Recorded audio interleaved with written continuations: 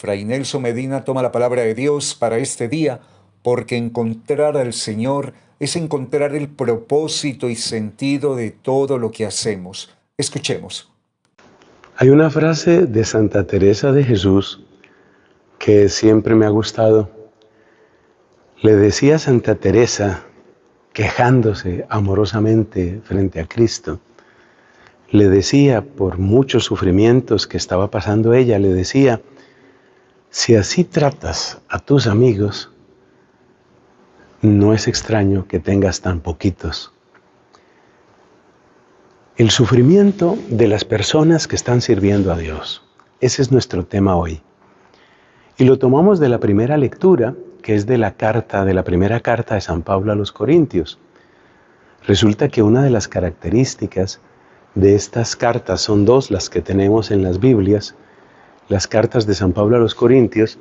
Una de las características es que Pablo les habla muy abiertamente de sus sufrimientos. Les habla muy abiertamente de lo que tiene que padecer. Y la pregunta que entonces tenemos que hacernos es: ¿por qué en el plan de Dios es tan frecuente que las personas buenas, los servidores, los apóstoles, la gente más entregada, muchas veces es la que más sufre de distintas maneras?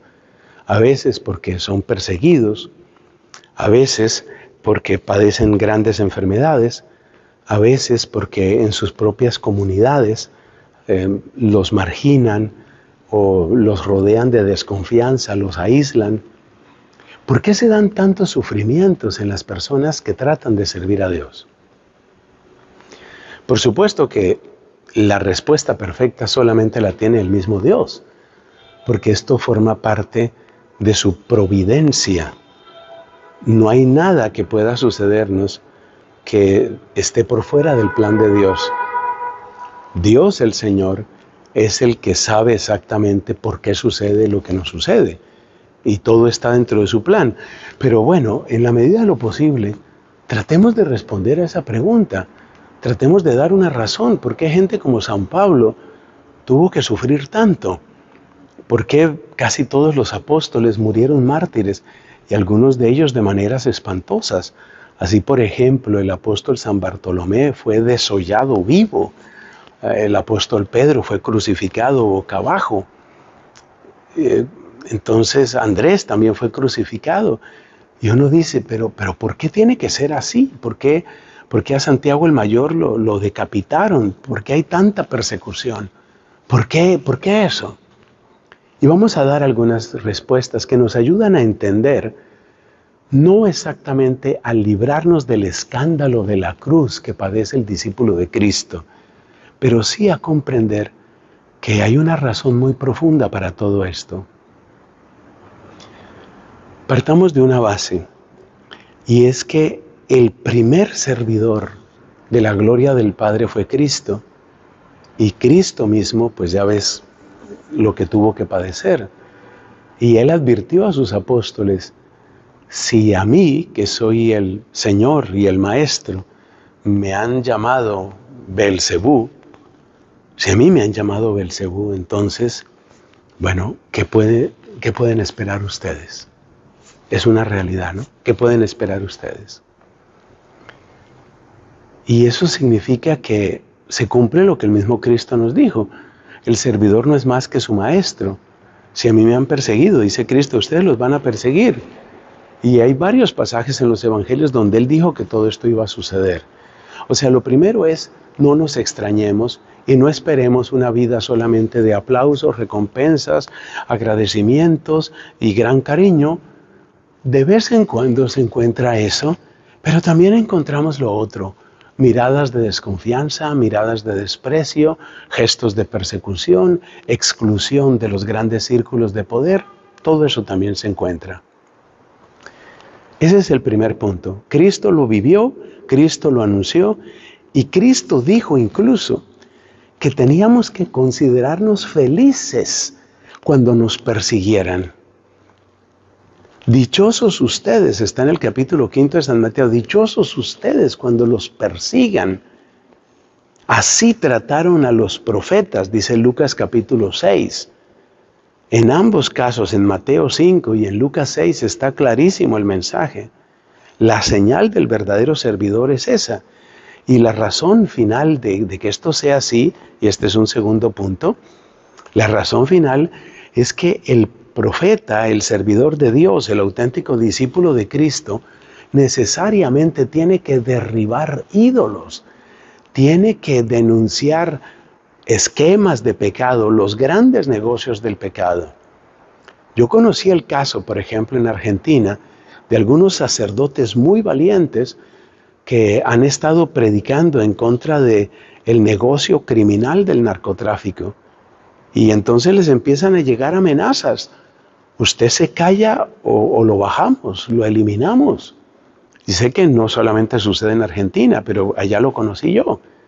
Entonces, bueno, ahí te das cuenta de lo que está sucediendo. Es que el que predica el Evangelio de Cristo, el que predica la verdad de Cristo, pues necesariamente está dañando negocios, está derribando ídolos. Y eso incomoda. Y aunque no dañara esos ídolos, pues incomoda tanto como incomodó Juan el Bautista, que te acuerdas que le decía al rey Herodes, tú no puedes seguir viviendo en adulterio. Esa mujer es la mujer de tu hermano, no es tu mujer. En contra de lo que hacen algunas personas, algunos predicadores hoy, que parecen estar muy tranquilos, dejando a la gente en su pecado, incluso bendiciendo el pecado. Bueno, me dirán que no bendicen el pecado, sino bendicen al pecador. Pero no entremos en esa polémica. Ustedes saben de qué estoy hablando y ustedes saben la terrible ambigüedad de algún documento que salió en esa dirección, donde se habla de las bendiciones a las personas que están en situación irregular y a las uniones irregulares. Es decir, en fin, no entremos en eso.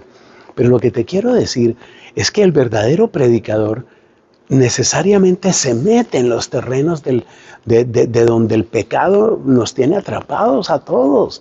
Y por supuesto que el demonio no quiere soltar su presa. Y por supuesto que los que manejan las adicciones necesitan que los que ya están adictos se queden adictos y que vengan más que se vuelvan adictos a la droga, más que se vuelvan adictos a la pornografía, más gente que se vuelva adicta. Eso lo necesita. El pecado necesita eso. Se alimenta de eso y el apóstol va siempre en contra de eso. Por eso tendrá enemigos. Pero es que además, dentro del plan de Dios, la misma persecución le sirve al apóstol porque le purifica la intención. Cuando hacemos el bien y todo el tiempo nos quieren y nos aplauden y todo sale al derecho, pues es muy fácil que nuestra intención se vaya torciendo, se vaya diluyendo y casi sin darnos cuenta, entremos en un esquema raro, en un negocio raro, que es que yo trabajo para Cristo y por otro lado me estoy llenando, qué sé yo, de dinero, de cariño, de aplausos, de gratitudes.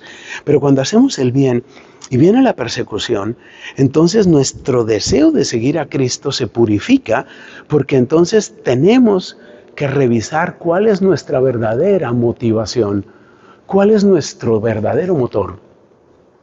Si estamos haciendo las cosas por los bienes de este mundo o si estamos realmente queriendo seguir al Señor. Ese es el punto. Ese es el punto. Entonces la persecución, las contradicciones, las incomodidades purifican nuestra intención y nos obligan a realmente obrar de una manera más pura, de una manera más generosa.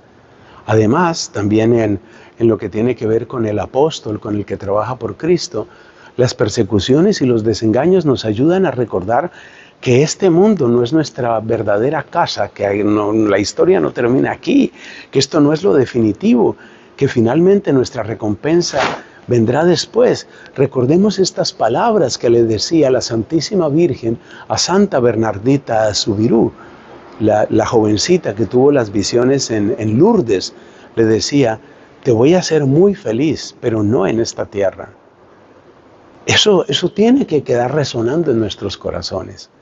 Sigamos, hermanos, nuestro camino de vida cristiana, purificando la intención, sabiendo a qué nos enfrentamos y sabiendo dónde está nuestra verdadera recompensa. Amén. Soy Fray Nelson. Te recuerdo, suscríbete, únete a mi canal Estamos extendiendo la evangelización católica.